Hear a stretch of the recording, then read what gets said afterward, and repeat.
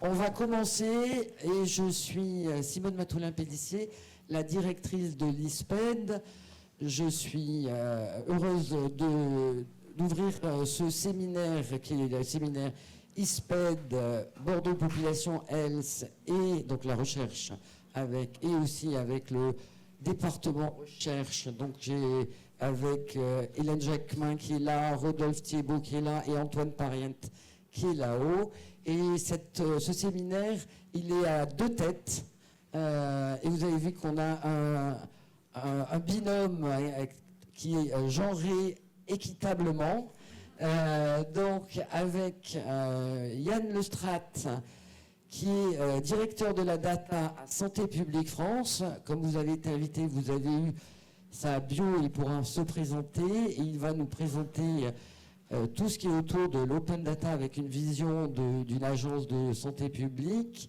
Et puis nous avons Clara Loucher qui est pharmacologue, qui nous vient qui est PH au CHU de Rennes et qui nous vient d'un centre d'investigation clinique et qui va nous parler de l'open recherche, de l'open research et plutôt sur les essais cliniques. J'ai fait très simple pour leur laisser le temps, ils pourront rajouter. Je voudrais remercier particulièrement dans cette journée de décloisonnement entre Master 2, Geneviève Chen, Mathias Altman, Bertrand Segues dans le désordre. Hein.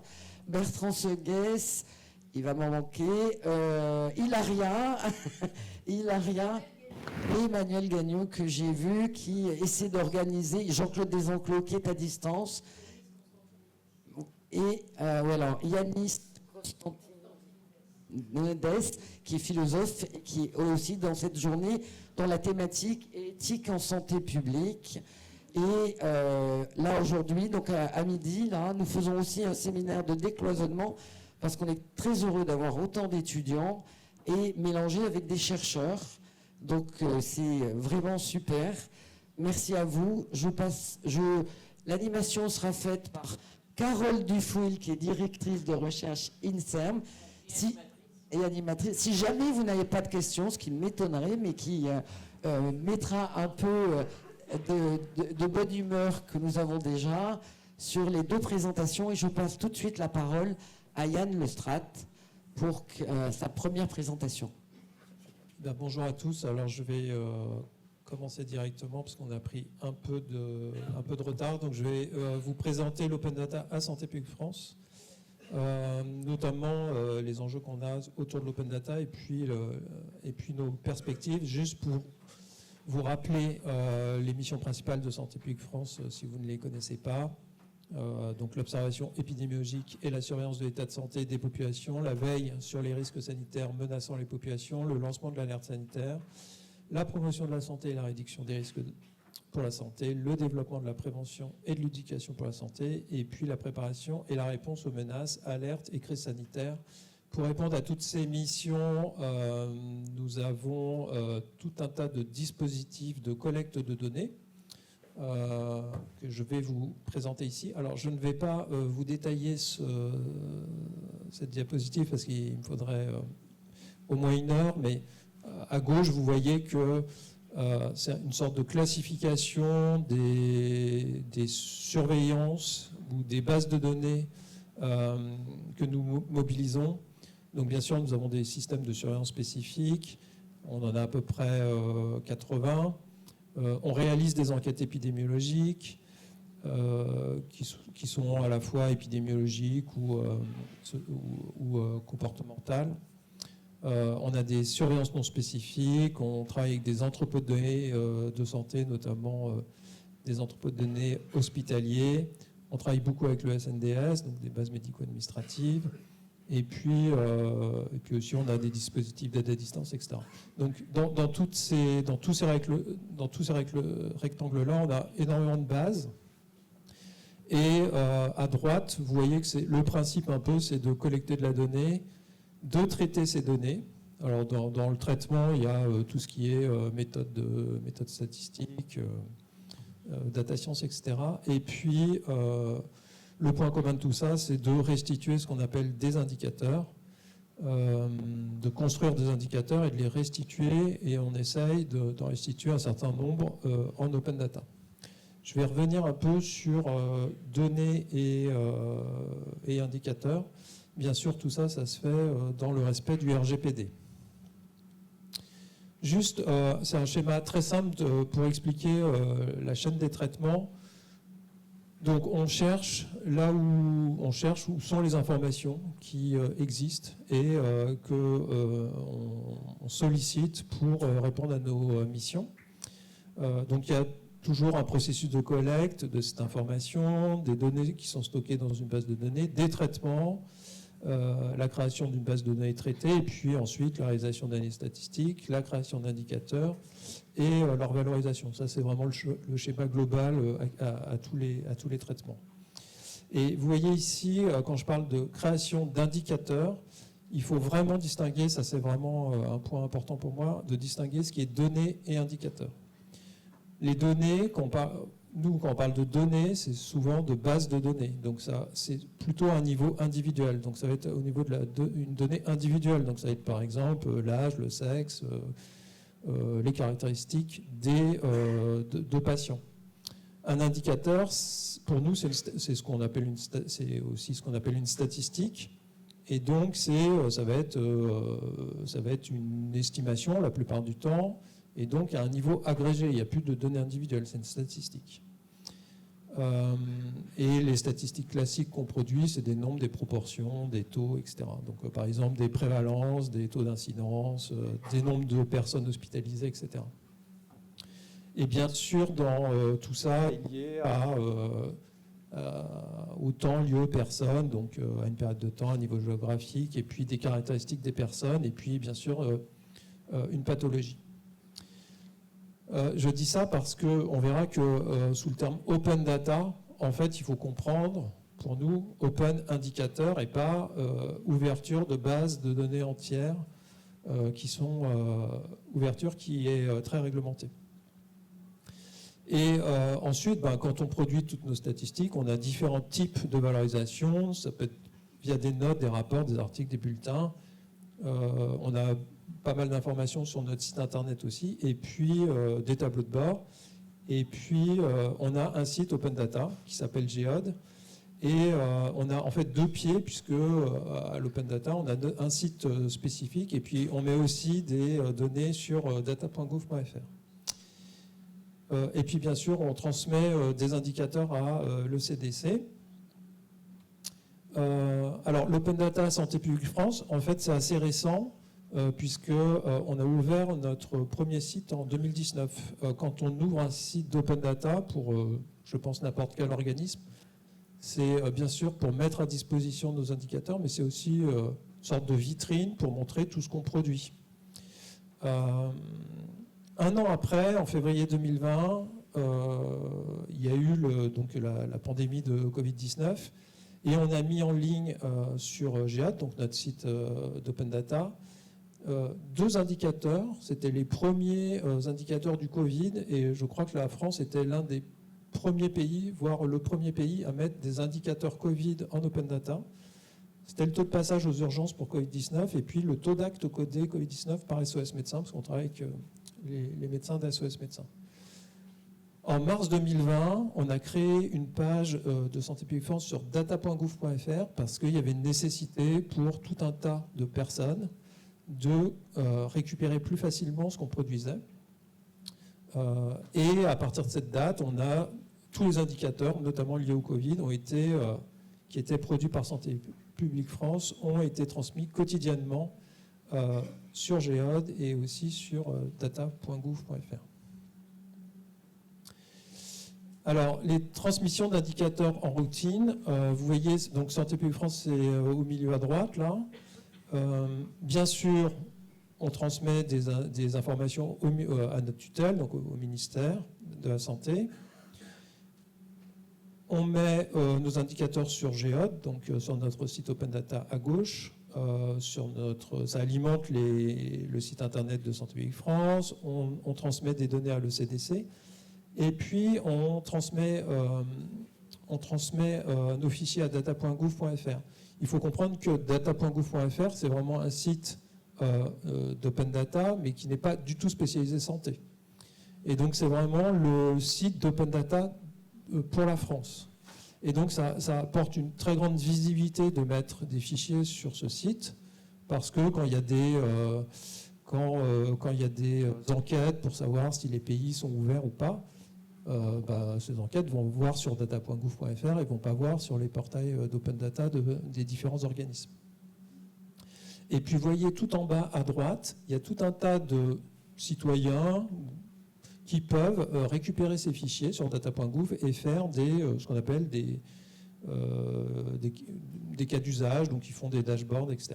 Pour le Covid, il y a beaucoup de gens qui ont utilisé les fichiers qu'on mettait sur data.gouv, notamment le gouvernement. Donc il y avait un dashboard. Tous Anti-Covid, l'application que vous aviez tous, allait chercher des fichiers sur nos fichiers sur data.gouv pour afficher les indicateurs épidémiologiques.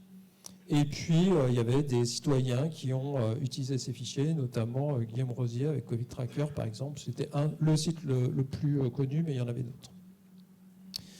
Donc, dans notre site d'Open Data était très utilisé par la presse locale, notamment quand on a mis des indicateurs très fins. En 2019, donc avant le Covid, on avait eu 90 000 visites sur notre site. Donc on était très contents de 90 000 visites. En 2020, on a eu 31 millions de visites.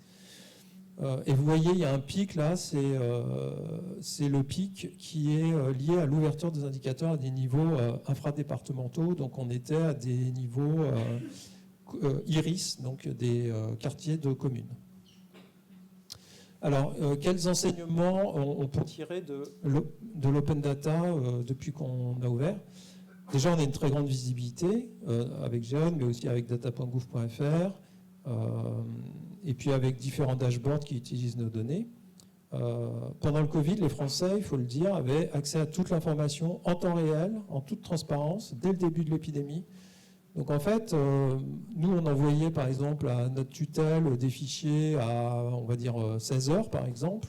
Tout était en open data à 18 heures. Donc le citoyen avait vraiment les mêmes informations que le gouvernement. Quand on fait un site open data, il faut accepter d'être challengé, parce que du coup, on a une exposition très forte. On a de nombreuses utilisations, de nombreuses questions, des commentaires élogieux assez rarement, et des commentaires négatifs assez fréquemment, en lien d'ailleurs avec ou non avec ce qu'on produit. Donc les commentaires sont assez indépendants de ce qu'on produit parfois. Et on en a beaucoup bénéficié de l'open data parce que ça a permis d'améliorer des méthodes, de devenir très pointu sur la formulation, de bien faire comprendre les termes utilisés, leurs différences, parce qu'on était challengé par tout un tas de gens qui nous disaient « Est-ce que vous êtes sûr de ça? Est-ce que vous n'avez pas fait une erreur là-dessus ?» etc. Et parfois, on voyait qu'il y avait des erreurs, et ça nous permettait de les corriger très vite. Et moi, ce que j'ai vraiment ressenti de l'open data, c'est que l'ouverture des données et des méthodes nous protégeait. Ils nous protégeaient parce qu'il y a tout un tas de gens qui pensent qu'on leur cache des choses, on trafique les données, etc. Or là, à cette cadence-là, vous voyez que c'était absolument impossible de modifier des centaines, plusieurs gigas de données qu'on produisait tous les jours. Par contre, c'est une charge importante qui doit être anticipée parce que ça demande des ressources, des documents explicatifs, des métadonnées, etc. Il y a eu un rapport qui a été fait par qu'on appelle le rapport de la mission Botrel, et vous voyez, il indique, je l'ai mis en vert, que ça améliore le service public en interconnectant la puissance politique et l'usager.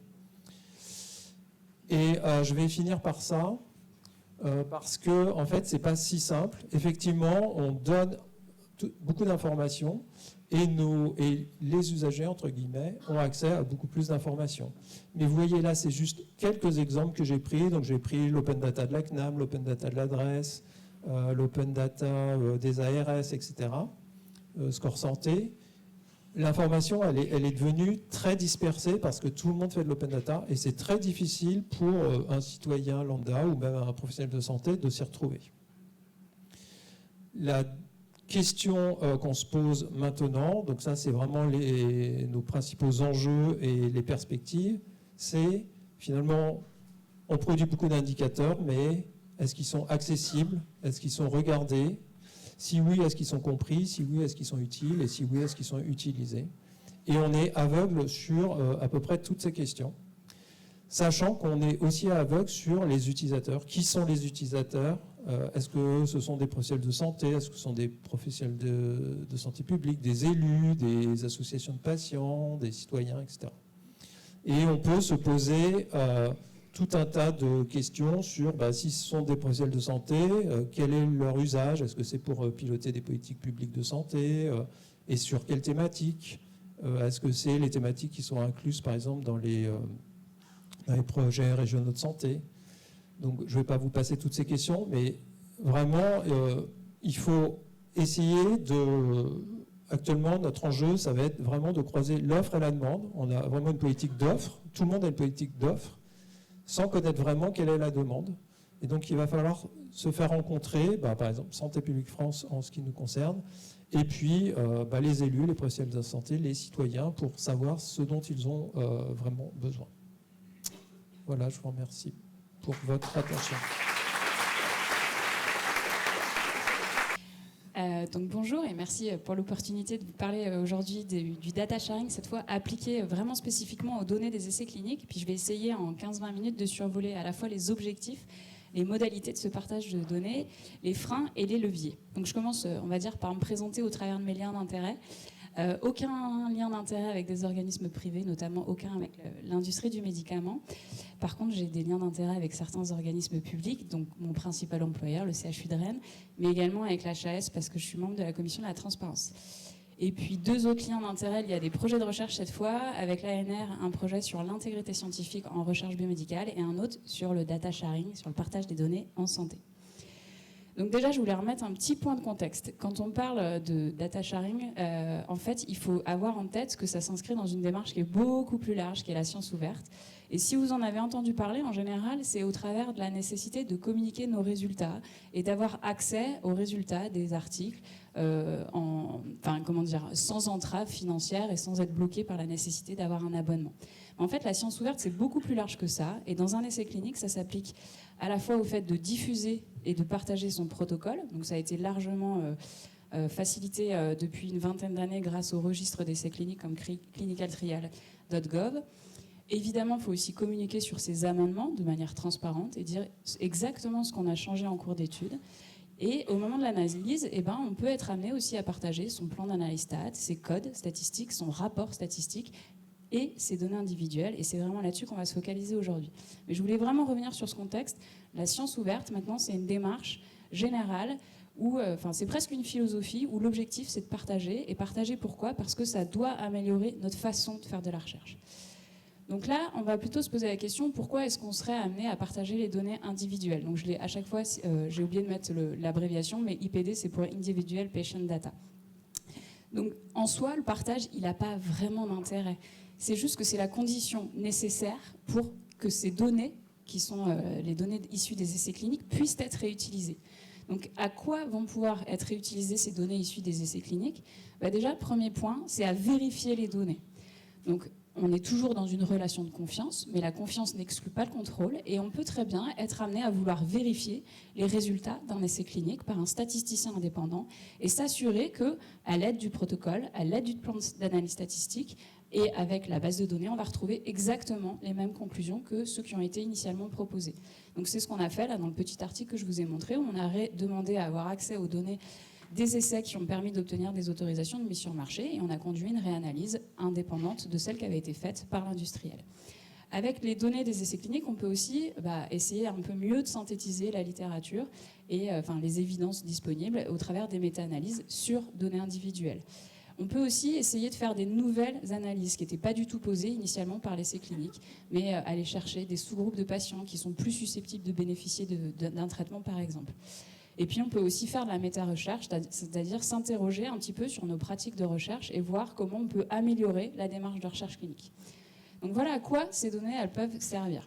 Et pourquoi est-ce qu'il faut spécifiquement partager ces données issues des essais cliniques? Parce qu'il faut avoir en tête, c'est quand même des données qui sont de très bonne qualité. Elles sont de très bonne qualité parce qu'elles ont été collectées de manière prospective. Elles ont été collectées de manière standardisée grâce au cahier d'observation, grâce à la standardisation du suivi du patient. Elles ont été monitorées, ça veut dire qu'elles ont été corrigées.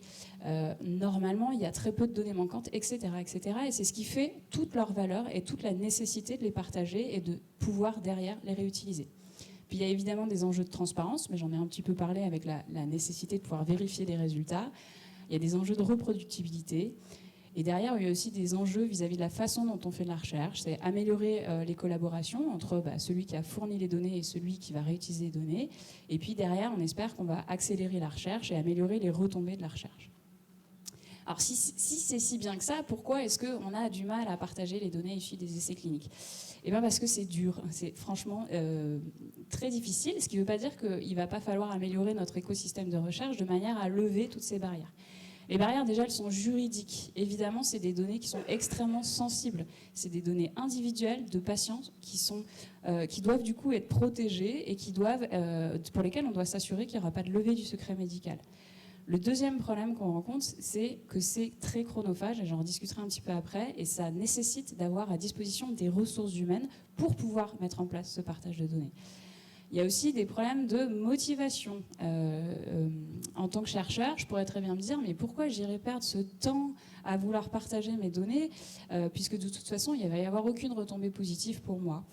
Donc, il va falloir améliorer nos incitatifs, mais on en reparlera aussi après. On peut avoir peur des critiques, ça a été dit un petit peu, mais quand on partage, ça peut être l'occasion pour quelqu'un d'identifier qu'on a fait une erreur sur notre stratégie d'analyse initiale. Et c'est pas très agréable, ce qui ne veut pas dire que c'est mal, au contraire, il faut avoir en tête que c'est important qu'on corrige systématiquement les erreurs qui sont faites dans notre littérature scientifique. On peut être tout simplement en désaccord avec la façon dont vont être utilisées les données, ou alors on peut avoir exactement la même idée et préférer garder l'idée pour nous et les données pour nous, puisque c'est nous qui les avons initialement collectées. Puis il y a des problèmes techniques, et je vais revenir dessus juste après, mais il peut y avoir des barrières linguistiques, l'absence de données qui nous permettent avec facilité d'appréhender et de réutiliser ces données. Donc effectivement, je vous ai dit, le partage des données, le seul intérêt, c'est de pouvoir les réutiliser. Mais pour autant, il faut avoir en tête que simplement les partager, ce n'est pas suffisant pour qu'elles puissent être réutilisées. Pour qu'elles soient réutilisées, déjà, il faut pouvoir les trouver.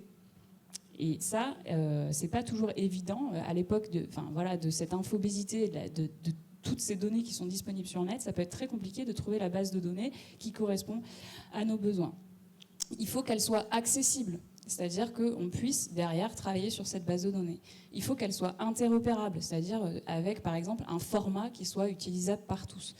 Et il faut qu'on ait suffisamment d'informations pour pouvoir les réutiliser. Ça veut dire que ce n'est pas la base toute seule qui est communiquée, mais c'est aussi le protocole de recherche, les amendements qui ont été faits, le plan d'analyse stat, puis évidemment le dictionnaire des données pour qu'on puisse se retrouver dans l'ensemble des bases qui nous sont transmises. Tout ce que je viens de vous décrire, en fait, ça porte un petit nom qui s'appelle les principes FAIR et qui ont été décrits très bien dans cet article qui a été publié en 2016. Ensuite, maintenant, si vraiment on se dit qu'on est convaincu par la nécessité de partager les données des essais cliniques, il y a un point qui est extrêmement important, et je pense l'avoir montré, c'est la nécessité d'anticiper. Pourquoi anticiper ? Parce que déjà, ce que je vous ai présenté juste avant, tout le travail de data management doit être fait de manière prospective et pas rétrospective, sinon c'est infaisable ou très difficile.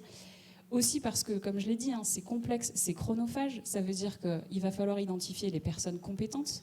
Potentiellement, vous n'avez pas à disposition les personnes compétentes, ça veut dire qu'il va falloir les former. Et tout ce temps nécessaire, il va falloir le financer dans le cadre du projet de recherche que vous voulez partager. Et ça veut dire que là, il faut aussi souligner le rôle majeur des financeurs, que sont par exemple la DGOS pour les essais cliniques académiques en France, qui doivent comprendre l'importance du partage de données et qui doivent accepter de financer ce temps ressources humaines utile au partage des données. Donc je vous rassure, c'est fait, mais c'était important que le financeur joue un rôle dans la possibilité de partager les données. Le deuxième point important vis-à-vis de la nécessité d'anticiper, c'est qu'évidemment, les patients, ils doivent être informés. Ils ont consenti à participer à l'étude, ils ont consenti à prendre des risques compte tenu du nouveau médicament qu'on évalue, mais ils doivent être aussi informés qu'on va réutiliser leurs données, et ils doivent donc consentir au fait qu'il y a aussi éventuellement des problèmes de sécurité liés au partage de ces données, et ils doivent comprendre quels sont les éléments de sécurité qu'on va mettre en place pour que leurs données restent aussi confidentielles qu'il est nécessaire. Et puis si on a correctement anticipé, on va pouvoir écrire notre plan de gestion des données, qui en anglais s'abrège DMP. Et là aussi, il y a un rôle majeur des financeurs qui sont de plus en plus à l'exiger dans nos différents projets de recherche. Et ils veulent savoir exactement, dès la phase de rédaction du projet, qu'on explique quel va être tout le cycle de vie de nos données, comment elles vont être collectées, comment elles vont être analysées, comment elles vont être stockées, comment elles vont être partagées, et combien de temps elles vont être archivées. Et dans toutes ces étapes, il faut aussi être en capacité d'écrire quel est le budget qui va être alloué à chaque étape du cycle de vie des données, comment on va gérer les problématiques éthiques, juridiques, les responsabilités et la sécurité, etc. En tout cas, ce DMP, il ne faut pas le confondre avec la déclaration de partage des données, que si vous avez contribué à un essai clinique récemment, vous avez nécessairement rempli, c'est le Data Sharing Statement. Et ça, c'est une exigence qui est cette fois a posteriori, non pas a priori, mais vraiment au moment où vous communiquez les résultats de votre essai clinique. Il va falloir, de manière très claire, très transparente, définir les conditions et la procédure par laquelle vous allez pouvoir donner accès aux données. Est-ce que vous allez tout partager ? Est-ce que vous allez partager seulement une partie des données ? Est-ce que vous allez les partager sous conditions, c'est-à-dire notamment après avoir lu le protocole visant à réanalyser ces données et après avoir compris les objectifs pour lesquels ces données vont être réanalysées, ou est-ce que non, vous ne consentez pas à partager vos données et vous êtes fermé dès le départ, c'est clairement dit, vous ne partagerez pas vos données.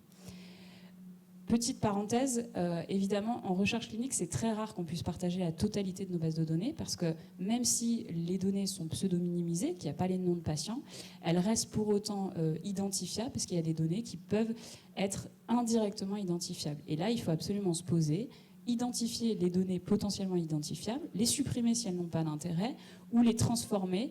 Par exemple, la date de naissance, on peut donner l'âge, on peut donner une tranche d'âge.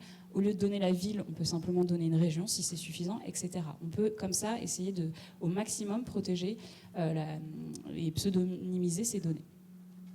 En tout cas, vis-à-vis de cette déclaration de partage au moment de la publication des résultats d'un essai, là, il faut souligner cette fois le rôle majeur des éditeurs au travers de l'ICMJE, donc un comité d'éditeurs qui est spécialisé dans les revues médicales et qui ont rendu depuis 2018 le Data Sharing Statement obligatoire. Donc là, je vous ai mis deux exemples. Un qui est disponible à la fin du BMJ et puis un autre qu'on peut télécharger sur le New England, qui est en format tableau, et on répond aux questions sur les conditions d'accès aux différentes bases de données. Et un dernier point que je voulais souligner, c'est le fait que sur Clinical Trial, maintenant également, vous allez pouvoir dire dès la phase d'enregistrement du protocole si vous consentez ou non à partager vos données. Donc on voit qu'il y a un écosystème qui se met vraiment en place et tout le monde a son rôle à jouer, les registres d'essais, les éditeurs, les financeurs et les chercheurs évidemment. Donc après, une fois qu'on a compris pourquoi on les partage, comment on les partage, on va se demander où on les partage. Et donc là, évidemment, il faut assurer la sécurité des données. Et pour assurer la sécurité des données, on n'envoie pas sous format Excel les bases de données par mail, parce que derrière, on n'aura aucune traçabilité de leur utilisation, en fait. On ne saura pas si le chercheur 1 les envoyait au chercheur 2, qu'il les envoyait au chercheur 3, etc. Donc là, il faut se servir des bases de données qui, pareil, sont en train de se mettre en place. Je vous en ai listé 3, Yoda, Vivli et Clinical Study. Comme je ne connaissais pas la différence entre les trois, j'ai demandé à ChatGPT qui m'a fait ce joli tableau que je vous présente ici. Mais j'ai quand même vérifié les données, vous inquiétez pas. Donc voilà, il y a ces trois bases de données, ces trois plateformes de partage des données, elles sont gérées de manière différente. Il y a par exemple Yoda qui est gérée par une université, il y a Vivli qui est une plateforme indépendante à but non lucratif, alors que la dernière a un statut complètement différent puisque c'est un consortium de sponsors industriels qui mettent en place cette plateforme d'accès à leur base de données. Et donc évidemment, en fonction des financeurs, des sponsors de ces plateformes, vous n'allez pas exactement trouver les mêmes essais cliniques, et donc parce que ça va essentiellement dépendre du sponsor et de où il est impliqué avec quelle plateforme de recherche. Donc après, la question qu'on peut se poser, c'est, bon voilà, on voit que l'écosystème se met en place, on voit que les barrières sont en train de se lever, mais est-ce qu'en pratique, on a déjà des données qui sont partagées ? Et la réponse est oui. Alors c'est un exemple, non pas en recherche académique, mais en recherche d'essais cliniques conduits par des industriels. Donc là, il y a un audit récent qui est sorti dans JAMA Oncologie, où en fait, ils ont regardé sur les 10 dernières années quels sont les essais cliniques qui ont permis à des médicaments d'obtenir une autorisation de mise sur le marché sur le territoire américain. Donc ils ont identifié 115 médicaments approuvés après 304 essais cliniques, et ils ont regardé les data sharing statements si il était prévu que le partage des données soit possible. Et donc ce qu'on voit, c'est que déjà dans 55% de cas, clairement, c'était dit que non, les données ne seraient pas partagées. Dans 45% des cas, par contre, l'industriel acceptait le partage des données. Donc là, c'est juste une déclaration d'intention. Donc dans l'essai suivant, mais pas dans leur méta-recherche suivante, ils ont été vérifiés si les industriels acceptaient vraiment de partager. Et finalement, on tombe à seulement 35%, parce qu'il y a 75% des gens qui avaient consenti à partager qui partagent vraiment. Mais il y a un petit point qui m'a un peu amusé dans cet article, c'est qu'ils ont regardé les molécules parmi celles qui sont les top 10, c'est-à-dire celles qui nous coûtent le plus cher. Et ils ont regardé parmi ces molécules lesquelles acceptaient de partager. Donc là, je vois qu'il y a quand même quelques pharmacologues qui, s'ils ont une bonne vue, doivent avoir réussi à lire pembrolizumab et nivolumab, qui sont les deux seules molécules qui ont plus de 10 essais cliniques, en l'occurrence 21 et 30. C'est-à-dire c'est ceux qui ont le plus d'essais cliniques. Les autres, si vous regardez, certes, il y a 100% d'essais cliniques qui sont partagés, mais on est sur n égale 2, n égale 3, n égale 4. Et la situation où on a le plus d'essais cliniques, c'est 0. Alors, quand on connaît ces molécules, c'est des molécules qui ont clairement révolutionné la prise en charge des patients dans de nombreuses indications en oncologie. Et quand on va un tout petit peu plus loin et qu'on voit comme ils pèsent sur notre système de santé, j'ai regardé les chiffres de 2023, pembrolizumab, 1,4 milliard €. Et nivolumab, 4... C'est ça. Non, parce que quand j'ai répété, je disais 1 million. Donc c'est 1,4 milliard €. Et nivolumab, c'est 400 millions d'euros. Alors, ça ne veut pas dire qu'il y a un problème. Ça veut juste dire qu'on peut regretter l'absence de transparence, l'absence de possibilité de reproduire les résultats et l'absence de possibilité de faire des analyses secondaires pour, par exemple, identifier des sous-populations de patients qui seraient plus susceptibles de bénéficier de ces médicaments. Voilà. Donc, maintenant, comment est-ce qu'on augmente le partage de données ? Déjà, il faut s'informer, savoir que ça existe. Est-ce que c'est ce que vous faites aujourd'hui ? Il faut se former, et clairement, il y a des nouveaux métiers derrière les data managers qui vont devoir être capables d'appliquer les principes FAIR. Il va y avoir des statisticiens qui vont se spécialiser dans la réanalyse des données, dans la méta-analyse sur données individuelles. Voilà, il faut se former et s'informer. Ensuite, au niveau de la recherche académique, il va falloir qu'on tiennent compte de la volonté de partager ces données et qu'on ne récompense pas un chercheur uniquement sur la base d'un article scientifique, mais également sur tout ce qu'il produit. Et lorsqu'il partage une base de données, et lorsque cette base de données, elle permet d'accélérer la recherche, parce que derrière, il y a d'autres qui se l'approprient et qui la réutilisent, il doit être récompensé pour ce travail qu'il a fourni. Ensuite, sur la partie rendre la déclaration de partage obligatoire, ça c'est fait, et on peut remercier l'ICMJE d'avoir été en ce sens. Quant à rendre le partage obligatoire, certains financeurs le font. Il me semble que c'est obligatoire pour le NIH. Il y a certains financeurs canadiens aussi. Moi, ça me semble encore, vu d'ici, très compliqué, en sachant qu'encore une fois, le partage n'est utile que lorsqu'il va conduire à une réanalyse. Et qu'évidemment, à l'issue des essais cliniques, toutes les données n'ont pas la même valeur. Donc ce n'est pas nécessairement obligatoire de tendre vers un partage obligatoire, mais en tout cas, quand l'écosystème sera simplifié et quand il y aura moins de barrières sur le partage, ça pourra peut-être s'entendre. Et puis évidemment, c'est indispensable de convaincre de l'utilité de ce partage et de convaincre que la réanalyse permet d'améliorer nos connaissances. J'ai mis un petit lot avec un journal dessus, c'est juste pour illustrer les revues prédatrices. On est tous d'accord pour dire que l'open access a facilité notre quotidien en nous donnant accès plus facilement aux articles scientifiques, d'un côté, et de l'autre, nos boîtes mail ne disent pas la même chose. Elles sont envahies de revues prédatrices. On est envahi, notre littérature scientifique est envahie de journaux, de travaux et de journaux et d'articles de mauvaise qualité. Et ça, finalement, c'est la science ouverte qui a permis de créer ce monstre. Donc, on doit être capable d'évaluer cette nouvelle façon de la recherche, cette façon d'ouvrir les données et de rendre la réanalyse possible. Et il ne faudrait pas que la réanalyse soit mauvaise au point de n'apporter rien, voire de faire pire que ce qu'on aurait souhaité. Et donc évidemment, ça implique la nécessité de s'interroger sur comment est-ce qu'on fait une réutilisation responsable des données des essais cliniques. Donc sur la partie réutilisation responsable vis-à-vis des obligations réglementaires, évidemment, vis-à-vis des aspects de sécurité, évidemment, mais c'est aussi vis-à-vis des aspects scientifiques qu'il faut s'interroger.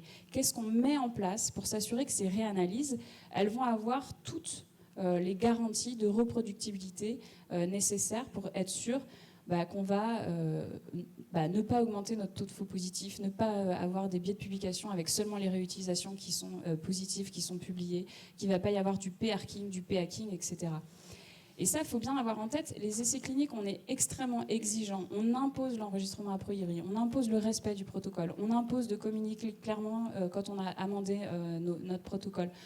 On impose de tout publier, c'est-à-dire de limiter le biais de publication, etc. Il faut absolument qu'on ait la même démarche vis-à-vis de toutes les réutilisations de données, de manière à s'assurer que ces résultats ils seront reproductibles. Donc, j'en ai terminé sur ce survol du partage des données à des essais cliniques. Ce que je veux essayer de rappeler en une diapo, c'est que c'est complexe, c'est long. Ça va créer finalement de nouveaux métiers pour lesquels il y aura besoin de se former. Que dans le cadre d'un essai, il faut absolument l'anticiper. Dès le début de l'essai, il faut avoir en tête qu'on va partager l'essai, de manière notamment à identifier les financements nécessaires au temps passé.